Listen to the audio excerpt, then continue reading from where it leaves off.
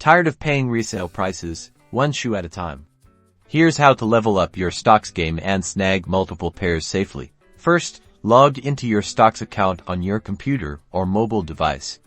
Make sure you have a verified payment method and address set up to avoid any delays. Find the shoe you want, and carefully select your size. Now, this is key. Instead of clicking Buy Now, click Place Bid. Enter the lowest price you're willing to pay, remembering to factor in Stockx fees and shipping. Then, click Review Bid. Repeat steps 2 and 3 for each shoe you want to buy in different sizes or even the same size. Open each shoe in a new tab or window. Navigate to your Stockx portfolio. Click on the Bids tab. This is where you'll see all your active bids. Now for the safety part. If one of your bids is accepted, immediately come back to this Bids tab and cancel all your other bids.